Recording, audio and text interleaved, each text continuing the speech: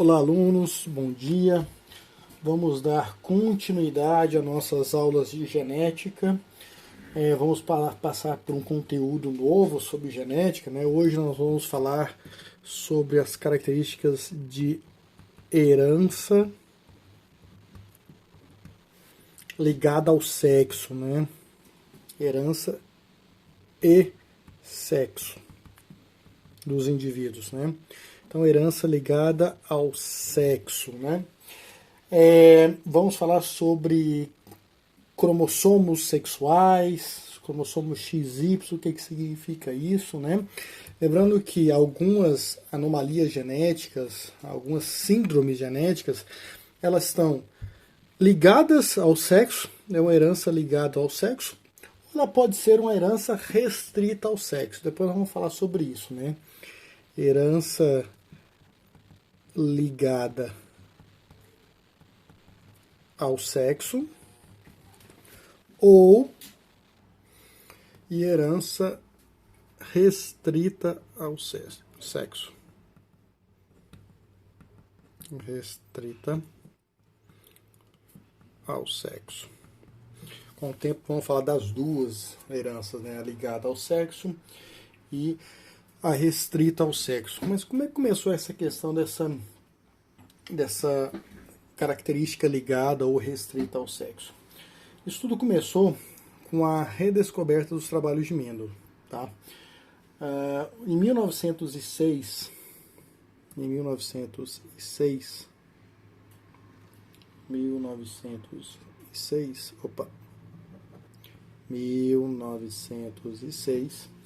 um cientista chamado Reynor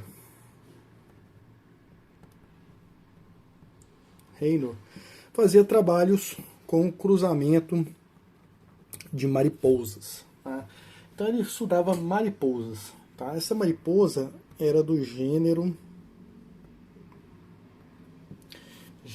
Abraxas. Então ele estudava as características transmitidas, a hereditariedade dessas mariposas. Né? O que ele observou? Tá? Ele observou que as asas das mariposas apresentavam tamanho diferenciado. Tá? Tamanho e cor diferenciada. Né? Então ele observou dois tipos de coloração de asas. Né? As asas de cor clara,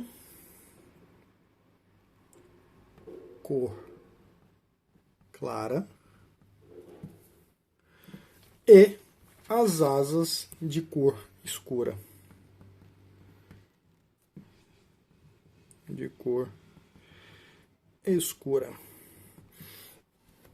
Aí ele que percebeu? Ele percebeu que ao cruzar fêmeas de asa clara, então vamos colocar aqui, fêmeas de asa clara com machos de asas escuras, então ele cruzou fêmeas de asa clara com machos de asa escura.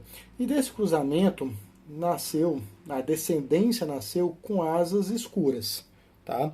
Então aqui é a geração P, né, que a gente chama de geração parental, e a geração F1, tá, apareceu, tá, toda essa geração de F1 apareceu com asas escuras. Né? Então todos os indivíduos de asas escuras.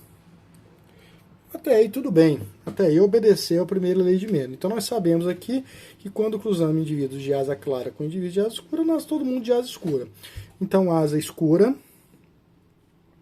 é um caráter, vou até colocar de outra cor aqui, é um caráter dominante sobre asa clara, que é um caráter recessivo. Né? E aí o que foi observado? Né? A questão tudo bem, todos os indivíduos aqui, a descendência nasceu de asa escura, atestando que o alelo escuro é dominante sobre o alelo recessivo. Porém, se a gente fazer o cruzamento inverso, tá, o recíproco, o que é o cruzamento recíproco? Uma fêmea, aqui nós fizemos fêmea de asa clara, com macho de asa escura. E se fizermos o contrário? Uma fêmea de asas escuras cruzando com machos de asas claras. Tá? Em tese, deveríamos ter o mesmo resultado. Qual que é o resultado? Asa escura dominante sobre asa clara. Né? Mas o que é que nós observamos? Né? Observamos o seguinte, que desse cruzamento aqui, ó, desse cruzamento, toda a descendência do sexo feminino tinha asa clara. Desse cruzamento. Ó, as fêmeas de asa escura cruzando com machos de asa clara gerou machos, né? E esses machos apresentavam os dois tipos de asa. Asa clara e asa escura. Mas observou-se que as fêmeas, todas as fêmeas que nasceram desse cruzamento, nenhuma possuía asa escura. Todas as fêmeas possuíam asas claras. Não tinha nem uma fêmea de asa escura. Olha, é uma particularidade interessante. Se a gente pega aqui, ó, asa clara pura, uma fêmea de asa clara pura com um macho de asa escura pura, todos os descendentes, macho e fêmea, nascem de asas escuras. Aqui, se eu pegar o contrário, uma fêmea de asa escura com macho de asa clara, eu não vou ter nenhuma fêmea de asa escura. Tá? Mas alguma coisa está acontecendo. Tá? Alguma coisa pode estar acontecendo aí. O que é que está acontecendo?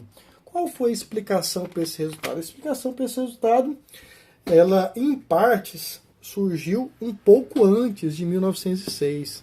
Ela surgiu em 1891. Tá? Em 1891, um cientista chamado Herring estava estudando a divisão celular. Divisão da célula. Divisão celular. Olha, sabemos que existem dois tipos de divisão celular, mitose e meiose. No caso de Herring, ele estudou a meiose. Tá? Qual foi a divisão celular que ele estudou? A meiose. E ao estudar a meiose, ele observou algumas particularidades. Ele estudou a meiose em percevejos, insetos. Tá? E ele percebeu que na prófase 1, na primeira etapa da meiose, na prófase 1, ocorre o pareamento de cromossomos homólogos. Então a meiose ela é dividida em etapas, né? A meiose é dividida em meiose 1 e meiose 2. Cada etapa tem lá, meiose 1, tem a prófase, metáfase, anáfase e telófase. A 2, do mesmo jeito, prófase, metáfase, anáfase e telófase. Então, cada etapa da meiose é subdividida em partes. Aí ele observou que na prófase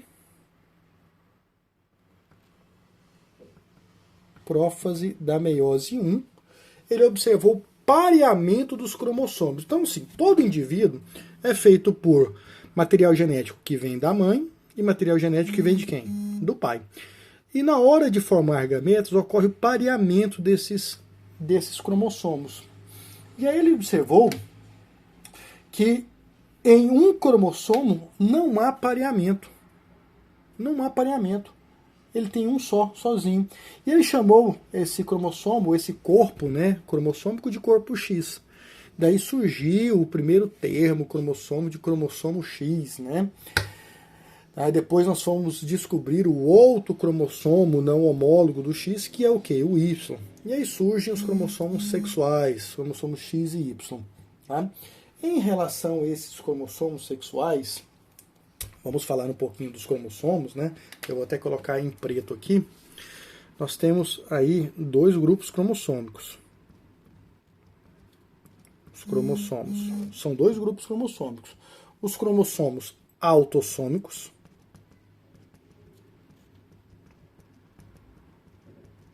Autossômicos ou autossomos. E os cromossomos heterossômicos.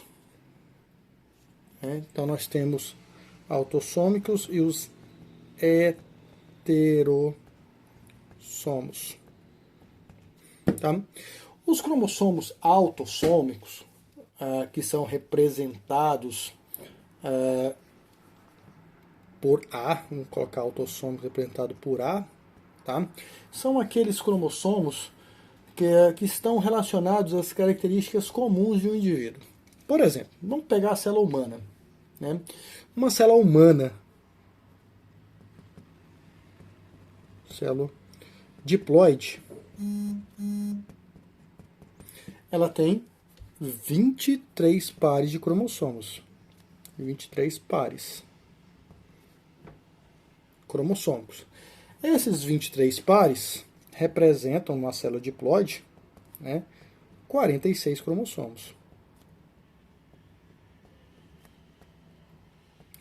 Desses 46 cromossomos, 2 são chamados de heterossomos.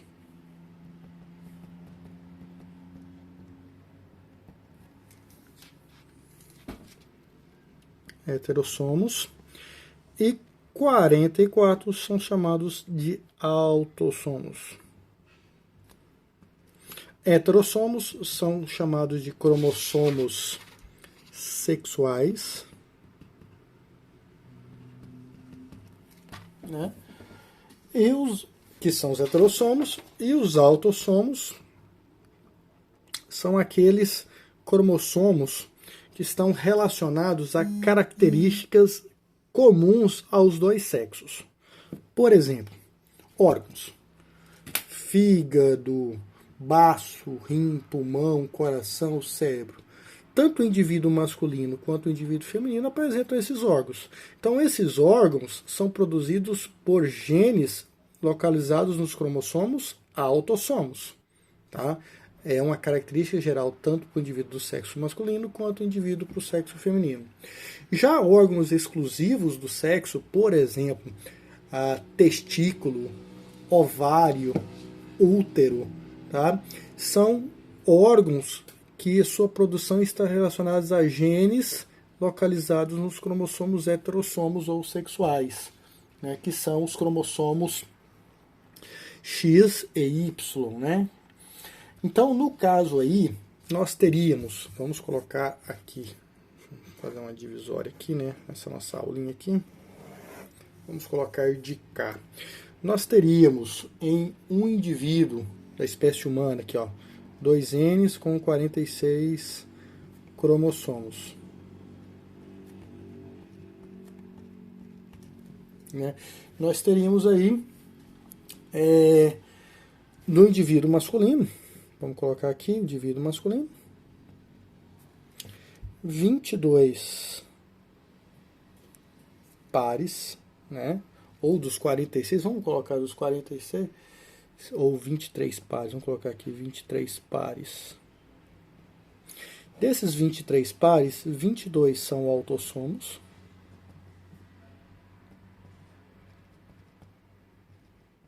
Autossomos representados no par 1, 2, 3 por numeração, né, até o número 22, e um par sexual. Um par sexual. Que no caso do homem, o par sexual é o XY. XY. Ok? Então o indivíduo, né, masculino, ele vai ter 22 cromossomos autossomos, com características que vão dar estruturas gerais para a espécie, e um par que dá característica exclusiva masculina. No caso feminino, nós também teremos os 22 cromossomos autossomos, e um par sexual. Bom, o que isso interessa para nós? Interessa que algumas características, alguns comportamentos analisados por cruzamentos sugerem que algumas anomalias estão ligados a esses cromossomos sexuais, tá? Que no caso da mulher é o XX, tá? Então nós temos um cromossomo exclusivo, sexual exclusivo do homem, que é o Y, e um cromossomo sexual que é compartilhado entre os dois, em dose simples, no caso do X, no homem, e em dose dupla, aqui no caso na mulher, tá? Quem sugeriu que algumas anomalias poderiam estar associadas a esses cromossomos sexuais foi Morgan, tá? Em 1906, tá? Em 1906, tá? Fazendo algumas análises aí, tá? Bom, o que ele fez? Qual foi o experimento de Morgan? O que Morgan trabalhou e desconfiou desses cromossomos sexuais? E, aliás, em relação a esses cromossomos sexuais, é que a gente fala que o trem ali, que a anomalia pode ser ligada ao sexo, tá? Ou restrita ao sexo. Quando eu falo que uma anomalia é restrita ao sexo, ela ocorre num cromossomo sexual exclusivo, que é quem? O Y. Então, só o cromossomo masculino vai ter isso. Então, no caso dessa anomalia, ela é restrita ao indivíduo masculino. Mulher não tem Y, tá? Então não terá anomalia. Então, uma doença restrita ao sexo é uma doença restrita ao indivíduo do sexo masculino. E uma anomalia ligada ao sexo, ela pode afetar os dois indivíduos. Só que é mais frequente em homens. Por que é mais frequente em homens? Porque o homem tem apenas um X. Tá? Então, quando eu tenho um cromossomo X alterado, o homem precisa de apenas de um cromossomo X para apresentar a anomalia. No caso da mulher, ela vai necessitar que os dois cromossomos sexuais sejam mutantes para que ocorra a anomalia. Então, ela é mais comum em homem, porque precisa de uma dose simples apenas, e mais raro em mulher, porque precisa acontecer em dose dupla. Não quer dizer que não vai acontecer, vai acontecer, mas a frequência é maior em homens, né? Bom, vamos falar um pouquinho como foi essa descoberta do cromossomo sexual aí em relação a portar anomalias genéticas, né? Então, Thomas Morgan, tá? Foi o pesquisador que trabalhou com que sugeriu essa teoria, né? Morgan, tá? Morgan trabalhou com mosca. Tá? Essa mosca de fruta, essas miudinhas que a gente encontra em banana, em volta de laranja, frutas em geral. Tá? Essa mosca, ela recebe um nominho, né? Vou colocar o nome inteiro dela. O nome inteiro dela é Drosophila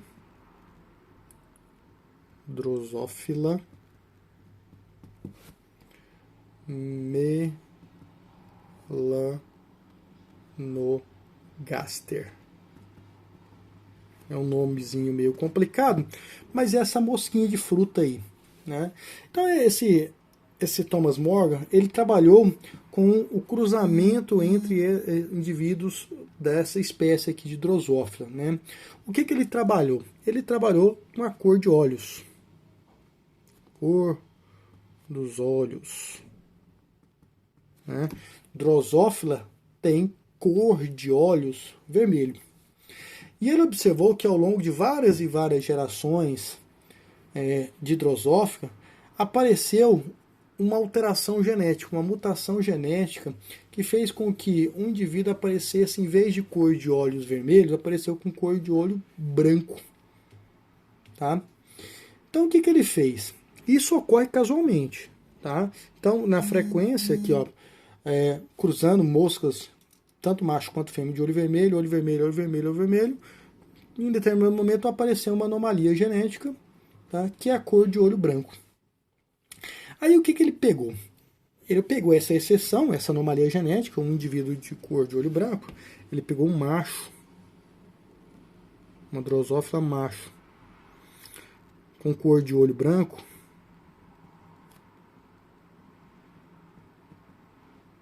Olha, obviamente ele conseguiu pegar um macho puro, né? Então esse macho aqui tem pai e mãe também de olho branco. Tá? E cruzou com uma fêmea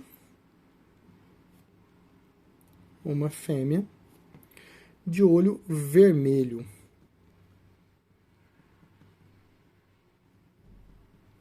De olho vermelho. Desse cruzamento aqui, na geração F1, apareceu o que? Todos os indivíduos com olhos vermelhos. Todos. Todos com cor de olho vermelho.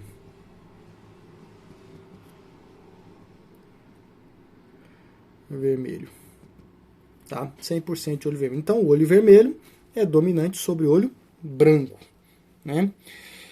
E ao fazer cruzamento entre indivíduos heterozigotos aqui, ó, de F1, ele observou em F2, tá, a proporção esperada por Mendel. Qual que é a proporção esperada por Mendel? A cada 3 fenótipos vermelhos, eu terei um indivíduo com fenótipo de olho branco. Tá? Então a proporção foi a mesma. Tá? Cor vermelho, cor branco. Tá? Então até aí, nenhum segredo. Obedeceu a primeira lei de Mendel, o indivíduo vermelho é dominante sobre o indivíduo branco. Mas qual foi a particularidade que ele encontrou aqui, igual nosso coleguinha Reynor encontrou lá com as asas da mariposa? Ele percebeu aqui, tá, que apresentou tanto machos aqui na geração F2,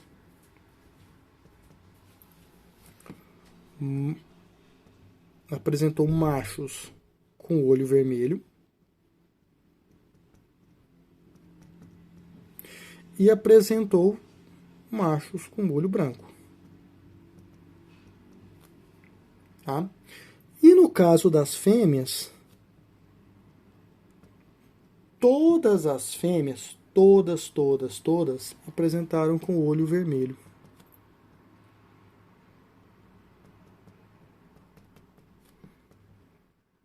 Nenhuma fêmea tinha olho branco.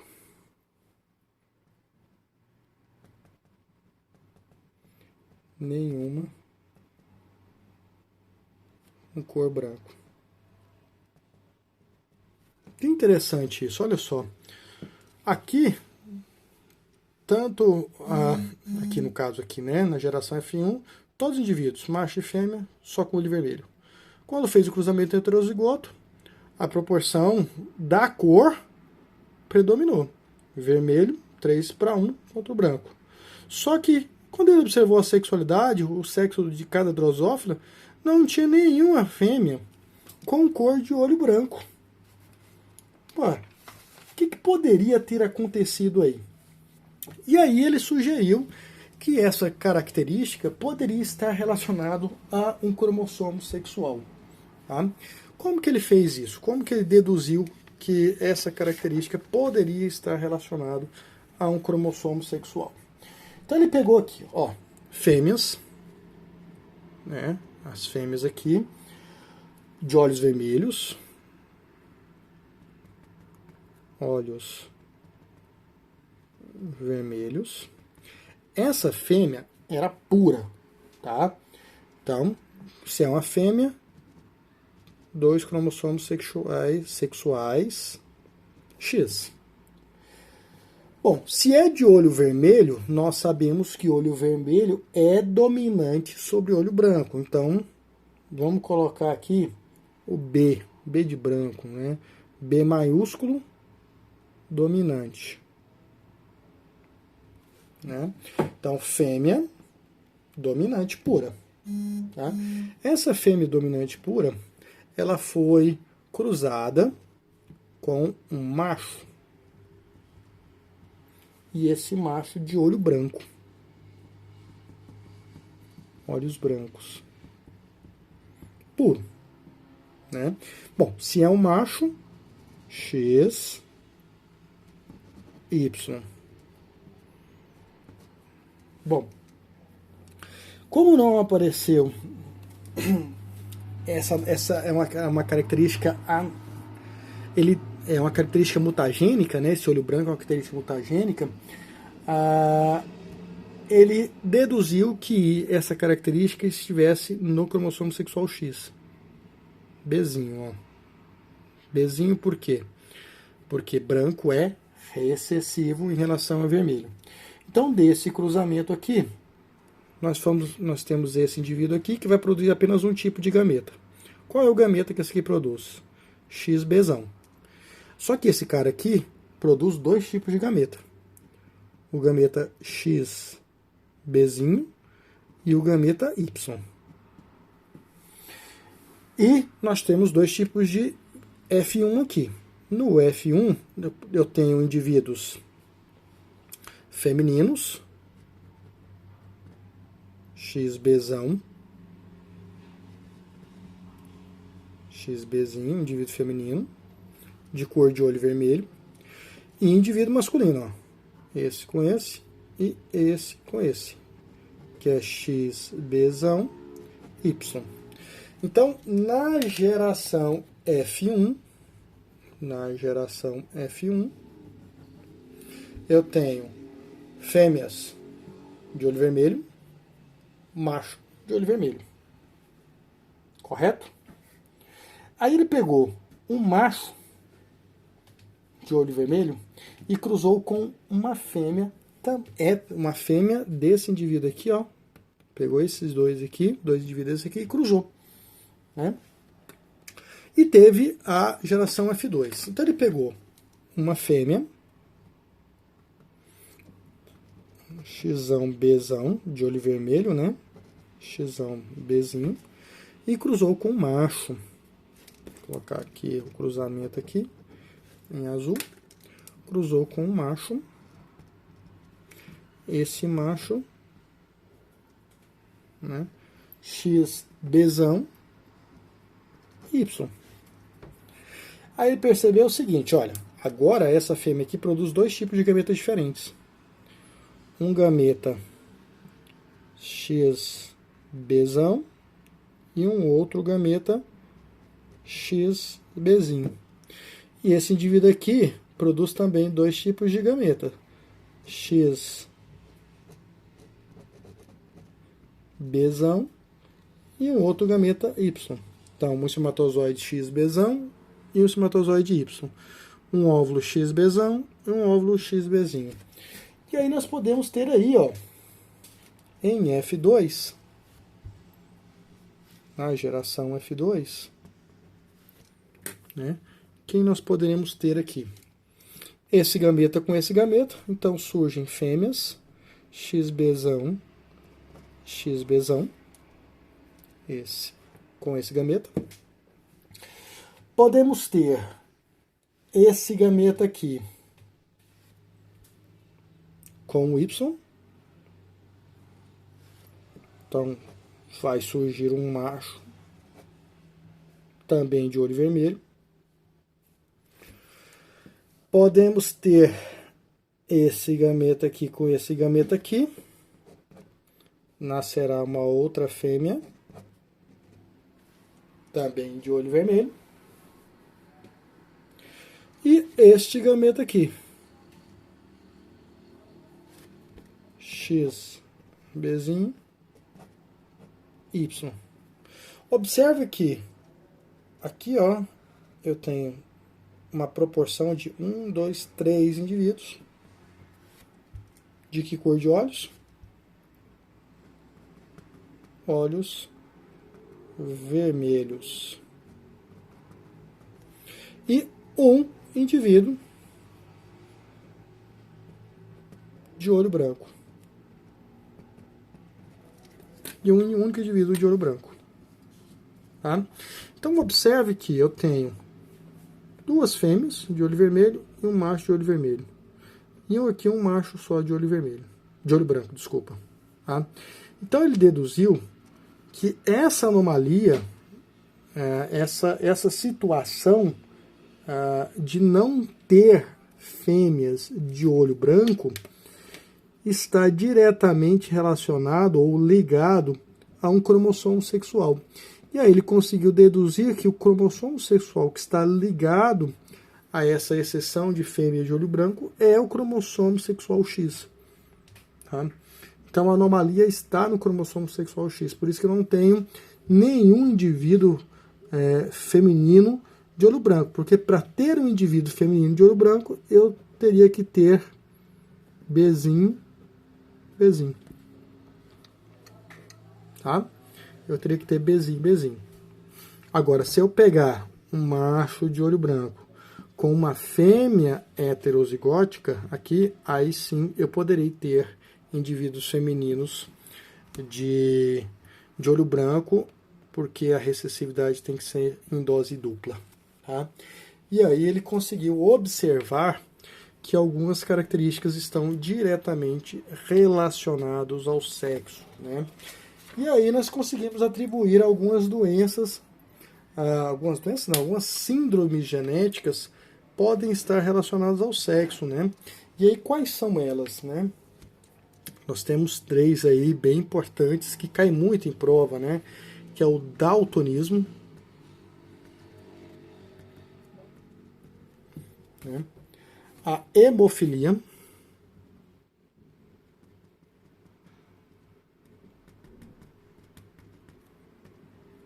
e a distrofia muscular de Duchenne. Distrofia muscular. Duchenne é o nome do cientista que descobriu essa anomalia genética, né?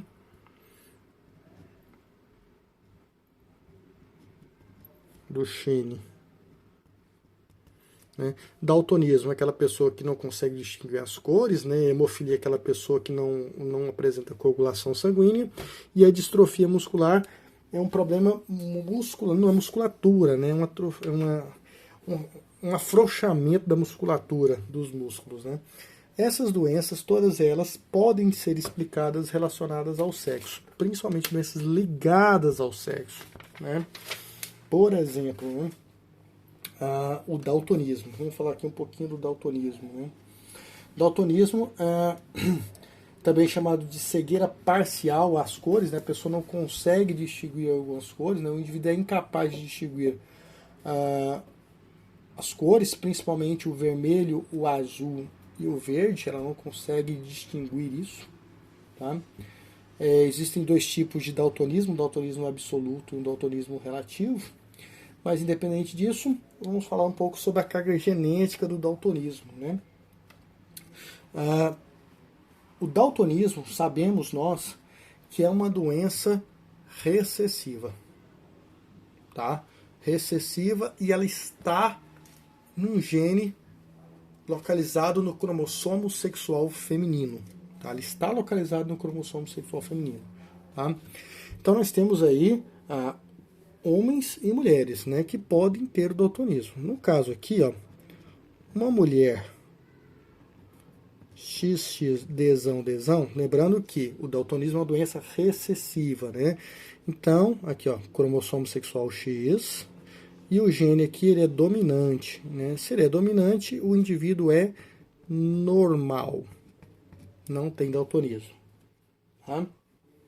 Agora, para a mulher ser daltônica, os 2 cromossomos sexuais precisam ser afetados.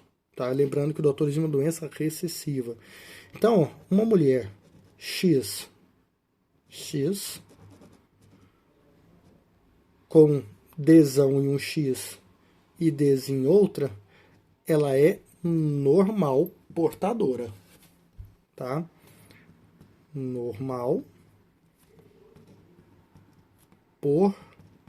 portadora. Ou seja, ela não apresenta a característica daltônica, mas ela é portadora do gene do daltonismo.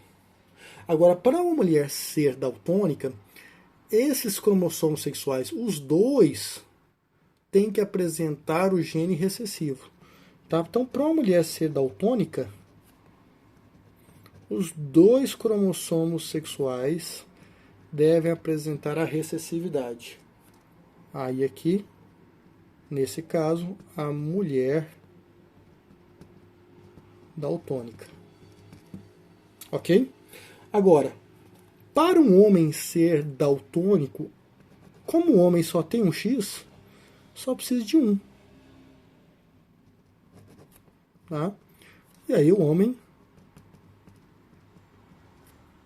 daltônico. Tá? Por isso que o daltonismo é mais frequente em homens, porque o homem precisa apenas de um cromossomo com um alelo recessivo para poder ser doente. A mulher não, a mulher precisa ter em dose dupla. Tá? E um homem normal, obviamente, esse X aqui tem que ser, tá, um portador do gene dominante. Esse homem aqui será normal. Tá? Então, nessa condição aqui do daltonismo, o homem precisa apenas de um cromossomo para ser daltônico e a mulher precisa dos 2 cromossomos para ser daltônico. Por isso que essa doença, essa anomalia genética, ela é mais frequente em homens do que em mulheres. Ok, meninos? Então é isso. Até a nossa próxima aula. Eu vou falar um pouquinho mais sobre características sexuais e vou deixar uma lista de exercício para vocês também sobre doenças ligadas ao sexo. Um grande abraço a todos e até a nossa próxima aula.